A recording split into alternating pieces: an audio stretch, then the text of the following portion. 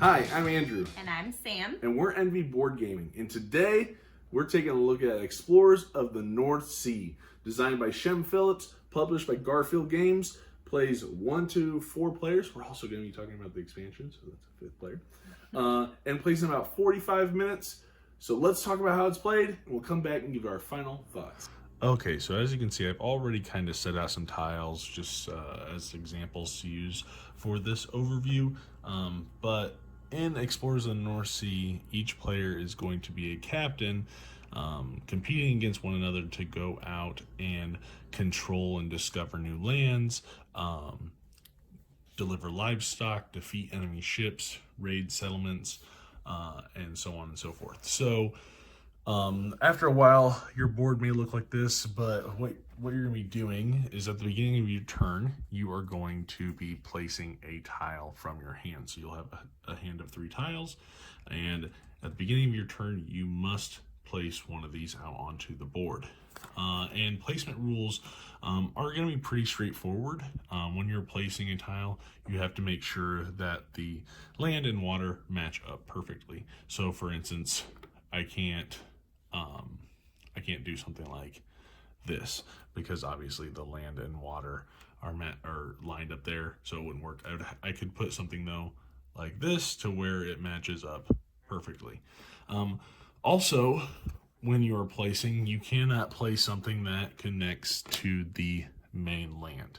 So I cannot place that there because it's connected to the mainland. However, I could build something that would go further down than the mainland. So I could go in that direction and build if I wanted to. It just cannot connect to the mainland. Once you have placed, so let's say I placed here. Once you have placed your tile, you are going to then put any tokens needed for that tile. So for instance, this one over here has chickens, so I will make sure to put a chicken on that tile. This one has a shipwreck, which is part of the Rocks and Ruin expansion that I am covering, obviously, in this video as well. Some will have enemy ships. They will need a token. Some will have different animals, so you have pigs, horses, cows.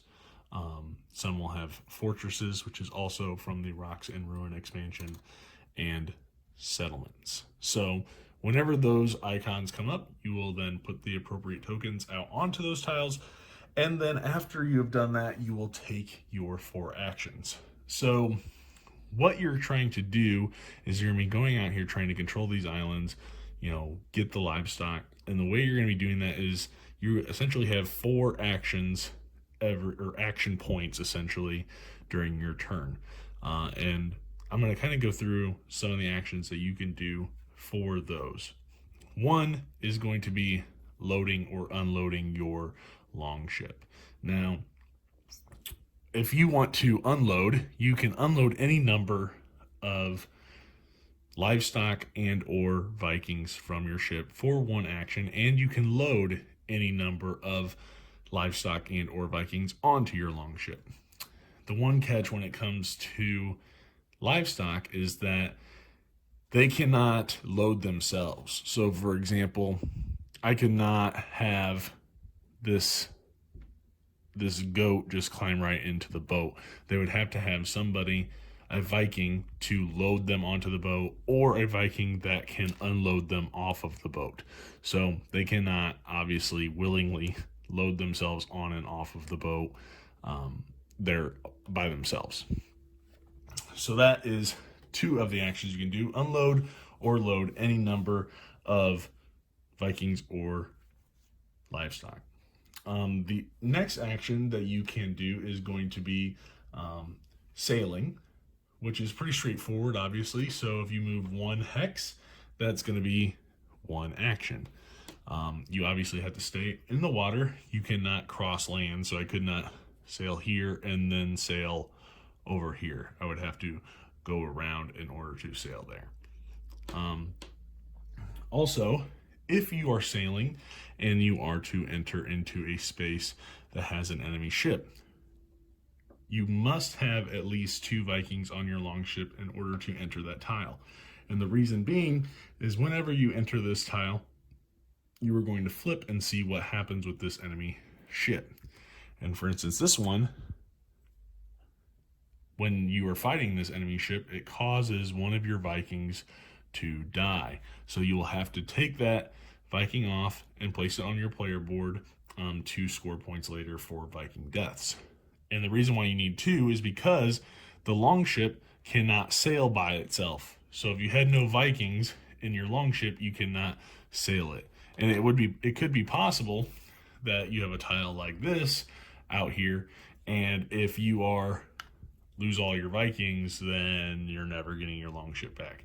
So whenever you're entering a tile that has an enemy ship, you want to make sure you have at least 2 Vikings on that ship. So that is sailing. The next thing that you can do is going to be moving on land. So if I'm on land, I can move up to 2 Vikings for 1 action. So if I wanted to move 2 Vikings over here, that would take 1 action. However, cannot move more than 2 Vikings for 1 action. Also, if I'm wanting to move with livestock, I would have to do 1 Viking and 1 livestock. That would be 1 action to transport it. Again, remember, if I had 3 here though, and I needed to load into the ship, I could load all 3 of them into the ship for 1 action. It's just when I'm moving from tile to tile that it's just 1 Viking and 1 livestock. So that takes care of moving across the land, and I'll talk about the Rocks and Ruins expansion a little later. The next thing that you can do is going to be constructing an outpost. So I haven't really showed you this because I'll get into it a little bit later, but you're going to be building these outposts out onto the board to kind of compete for control over these islands. And as you can see, I have a pretty decent island here. And islands are going to score points based on how large the island is. So if at the end of the game I have control of this island, I will get a point for every single tile that this island is. And so this one, I believe, is 12 tiles in size. And that will mean if I control it at the end of the game, I will get 12 points. So one big way to control islands is going to be with using buildings, and most notably, the outposts will be your building if you just have the base game. And in order to build one, it does require that you have 2 Vikings, and it will take 2 of your actions. So you have 4, it would take 2 to build 1 outpost. And what that is you're going to spend 2 of your actions to build 1 outpost. And when you place this outpost, it goes where 3 tiles intersect. So I could put it here, I could put it here. And that's going to take these out of play for in the future. So my Vikings could either be on the same tile, they could be spread out, so long as they are going to be on a tile where this outpost is being constructed. Now, in the future, if someone wanted to, whether it be you or an opponent that wanted to construct an outpost, they could not, let's say, post an outpost here or construct an outpost here, because these are already connected to this outpost. So as you can see, this one is in the middle of all 3 of these tiles. They're connected through this outpost, so nobody else can construct an outpost on those tiles or connected with those tiles. This one could, however, be placed over here. Okay, again, you'll have to have Vikings over there, at least 2, and it will take 2 actions to construct that outpost. So, and then as you're going to be going, you're going to keep, after you've done all 4 of your actions, you will then draw back up to 3 tiles. So you'll have a number of tiles, just choose from 3 over here on the side.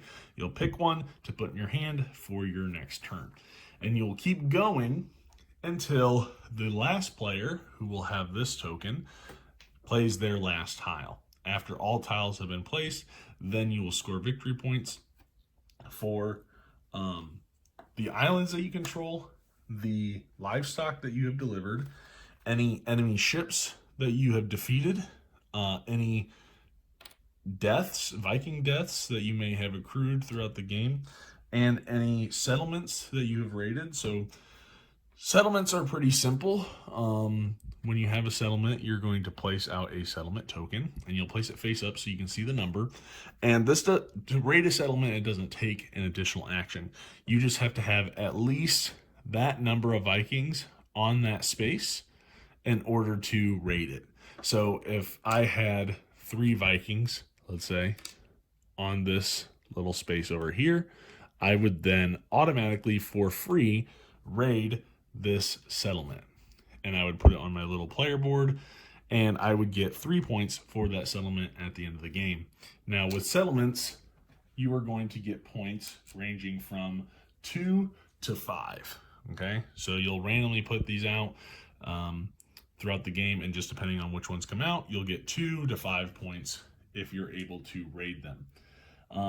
With the livestock, when it comes to scoring points, you will get points for each set that has unique animals. So if you have 1 chicken, 1 pig, 1 cow, 1 horse, 1 goat, then you will get a total of 21 victory points. And for each set, you will score. So you could have, 1 chicken, 1 pig, 1 cow, and then 1 chicken and 1 pig. So you would get points for the chicken, pig, cow, and then you'd get points for the additional chicken and pig for that second set. You will also get victory points for, like I said, the Viking deaths. So each, depending on how many have died throughout the game, that will determine how many points. So if 1 had died throughout the game, you'll get 1 point. 2 is 4, and it goes all the way up to 36 if 6 of your Vikings have passed away. And I already kind of spoke about controlling of islands, but how do you know if you are actually in control of an island? Well, the way you're going to do that is you're going to add up influence. So let's say this was my island here, and we don't know who has won the match because I have an outpost and 2 Vikings, and he has 3 Vikings. So in this game, Vikings count as 1 influence, whereas outposts count as 2 influence. So you're going to add up each person's influence, and whoever has the most will control that island. So in this case, he has 1, 2, 3. I have 1, 2, 3, 4 for my outpost. So I would have control of this island, and I would score the 12 points at the end of the game. You will also get victory points for how many outposts you have constructed throughout the game. So you'll get your first constructed outpost will give you 2 points. Your second will give you 3. Your third will give you 4. Your fourth will give you 5. And your fifth will give you 6 points. You'll add all those up and you'll get points for that as well. So that takes care of pretty much the base game, but I do want to hit on the Lost Ruins, or not Lost Ruins, the Rocks and Ruins expansion, which is going to add shipwrecks, as well as some different kinds of buildings and fortresses. And it'll also actually add a 5th player if you would like to play up to 5 players. So when you are going and you're traveling, you're going to come into contact with these shipwreck tokens. Now these are going to be a new kind of action. If you would like to salvage these shipwrecks, it will cost you 1 action. And once you salvage it, you'll flip it over, and depending on the token that you get, they will give you a special benefit. And you'll store them down on your little player boards that comes with the Rock and Ruin expansion. So you'll have your little captain board that will also score you points and is a little player aid. And I'll get to your captains because there's a bunch of different ones. Each of them will give you special little ways to score victory points at the end of the game. But this is where you're going to keep track of your outposts, your shipwreck tokens, and depending on the tokens that you have salvaged, they will give you little special abilities. So for instance, if I had picked up, I'm going to try to get rid of that glare if possible. Sorry about that. If I had got this token, I would immediately gain 2 additional actions. So instead of taking 4, I would get 6. However, if I had received this gold token. This is going to be worth 3 victory points at the end of the game. There is also going to be these battering rams, which will allow you to raid a settlement or a fortress for 1 less Viking. So, as we were talking about earlier, if I originally needed 3 Vikings to raid the settlement, I could use a battering ram and it would only require me to have 2 Vikings. And the same way with fortresses, which I'll explain here in a second. And then finally, the other one is going to be the lumber that you come across. And this, you can spend 1 action to build a structure, which is going to be either the mill, the workshop, or the barracks. And you'll have to use 1 Viking in order to build that structure as well. So these are going to be new buildings that you can build also as a new action. So it will require, to build this structure, it will require 1 action, 1 timber, and 1 Viking. So if you build a barracks, this will allow you to now move an additional Viking when you are crossing land. Also, the barracks is going to be worth 2 influence when it comes to controlling islands. So in the past, you could only move 2 Vikings at a time. Now you can move up to 3 Vikings at a time if you were to build the barracks. If you build the workshop, this will require that outposts only need 1 Viking to construct them instead of 2. And then the mill will allow you to deliver your livestock to the mill instead of having to travel all the way back to the mainland in order to deliver your livestock. See, in the base game, you had to constantly travel back to the mainland in order to deliver your livestock. Now, with the expansion, you can, maybe build that mill a little bit further out so you don't have to travel as much if you were going for livestock. So that takes care of those. And the last thing to do is going to be raiding a fortress. This, just like the settlement, is going to be a free action. So as soon as you get 5 Vikings, or if you have a battering ram, you can use 4. You can raid this fortress for free. Okay. Every single fortress will be 5. And what you're going to do is you will flip it over, and you'll see how many victory points you'll get, as well as if there are any Viking deaths during the raid of the fortress. And then you will keep that token, just keep it to remind you of how many points you have at the end of the game. And that is pretty much what the expansion adds. You'll get some new captains. For instance, in this example, I had the Barbarian, which just gives me an additional victory point for each Viking ship that I destroy. And there are a whole bunch of these Viking captains. You can see there are a bunch of them here. They come with like 3 additional ones with the expansion. So there's a lot of replayability just depending on which captain you want to play. And maybe going for a different strategy if you're trying to construct as many outposts, or maybe you're going for livestock. You can really try some different strategies out. So other than that, that is how you play Explorers of the North Sea. Let's take it back up top and get our final thoughts. All right, so that is how you play Explorers of the North Sea. Let's not be cavalier about this. We love this game. Yeah, we do. We love this. I think this is safe to say this is our favorite of the North Sea games. Mm-hmm. Of all 3 North Sea games, this is our number 1. Yes. Not Raiders, not Shipwrights, not saying that those are bad games. This is our favorite. This one. And, including the expansion Rocks and Ruin. This was my very first game I ever backed on Kickstarter. I got into the hobby. This came out before I even got into the hobby. And then I jumped all in, when they came out with the Rocks and Ruin expansion. And when I did, I got everything. I got Shipwrights, Raiders, both Raiders expansions, this, and the expansion to Explorers. And honestly, probably the best purchase I've ever made. That was a good choice. Because I really like all of the games. This one, though, is my favorite. So this is going to be all good things, honestly. Mm-hmm. So let's talk about it. I will let you go first so I can compose myself in my excitement. Okay, well, first off, so we've said we love this game. Right. I love tile placement games, so I think it is just so cool that you get to place out, you're creating your islands and you're exploring literally, but you're placing the tiles down as you're exploring and building it bigger. So you can have like a huge, like on your table, like a huge just land mass of islands and everything. And so my favorite part of this game is getting in my boat and going out and exploring, but I like to collect livestock. That is usually my goal, which kind of stinks because when I play with people, they know that's my goal. So they try to every time. They try to livestock block me.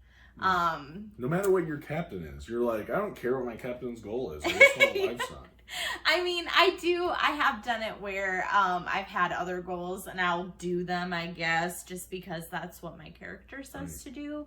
That's my objective, so I guess I will. But I just think it's so funny to just go out with your little explorers and to pick up like some chickens and some goats and like, you know, drive them back. So to you, the Vikings aren't vicious. They're they're like animal lovers. You realize what they're going to do with those animals, I know, right? but I know they got to eat. I get that. So I'm like, okay, but I just think, but I think I just want to think they want to be friends with the animals. If that's what helps you get through it. I'm just saying these are mean, vicious Vikings. Right, okay? I know, but I try to perceive them as not being so mean. Right. That they have a heart. So, but yeah, I think it's just so cool to create something from nothing and having like putting the tiles out and just the whole game is awesome. Yeah, I think I can't complain about anything in the game. When we played Shipwrights and we played Raiders, I was like, I feel like it doesn't even compare. I love it. I love the whole exploring part of it. It's awesome. So I would rate it. Oh, wait, I gotta say my thoughts. Can I rate it? Not right now. Wait until the end. Fine. I was all excited for that. Okay, no, fine. you just. This is a solo review. Apparently, we're just gonna let her, and then we're done. Like, come on. I'm sorry. Go ahead. We didn't even talk about these. Okay. Go ahead. So for me, okay, now that I've composed myself, now you need to compose yourself. All right, the base game. All right, I'm gonna talk a little bit about both. So the base game, great. You know, it's essentially like action points. You know, you have 4 actions that you can take depending on however you want to spend them building outposts. So if I'm just talking about base game, solid base game. You know, we love tile placement. I love the exploration because I love that every time you play it, it's a different map. You could, when you play, you love to create 100 little tiny islands. True. Right? And that's what you go for. For me, if I can, I'm going to create a massive island. And even in the overview, I just had fun setting up a little map. Just for like examples, you know? And I was like, oh, I can make this island. You always manage to make them giant. Right. And I don't know, maybe my mind is just like little baby islands, but you're always really good at creating like giant ones. Even when I was doing the overview and I was creating just a little example, I was just like, oh, I can make this. And I was like, oh wait, I gotta focus. I'm doing a video. And so I really like it. You know, there's different ways to score. You're going after control of these islands, and the bigger islands you'll be fighting over them, trying to have that influence. You know, putting out those outposts. I love the different captain cards or player abilities, and well, not really abilities, but you can score those extra points. I really like the livestock, and it's very racy. You know. I need to get to that cow. I need to get. There's only like 3 or 4 horses in the entire game. So if the horse comes up and you need that for your set collection, you're gonna be racing after it. Or if you see that tile, you're gonna want to grab it. And so I really like that race part of it. You know, we're not competing clans. We're just captains that are kind of part of the same Viking clan, and we're just trying to be the better captain. Yeah. So yes, there's no fighting there, but you still get points for raiding settlements. You still get points for fighting those enemy ships, and you're going to get points for your Vikings that die. So everything you do, I feel like, is going to score you points. And then you have that kind of race to different areas. So yeah, the base game I really love. Now you throw in the Rocks and Ruins expansion, and it makes it even better. To me, the Rocks and Ruin expansion is a must-have for this game.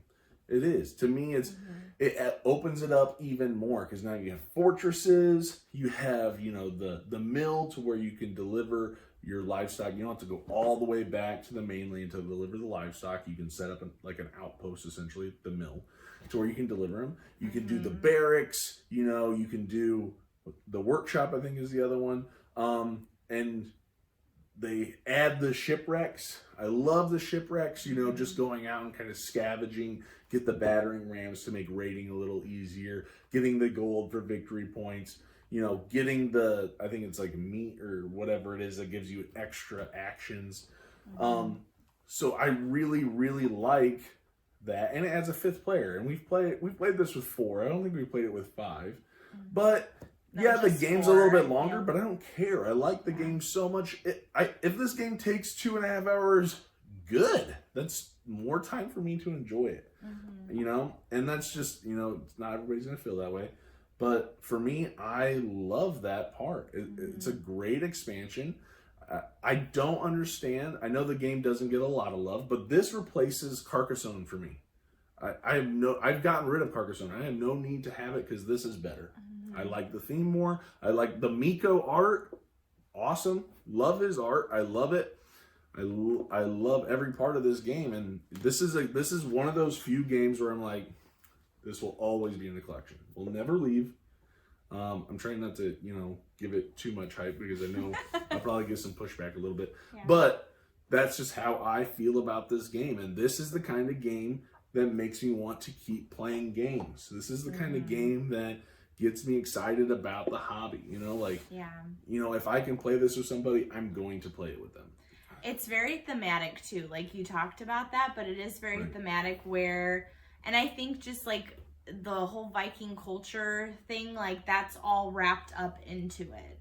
You know, the different things, the settlements, the shipwrecks. And then, you know, when your workers die, you're getting points for that. Or, you know, workers, Vikings. But same thing.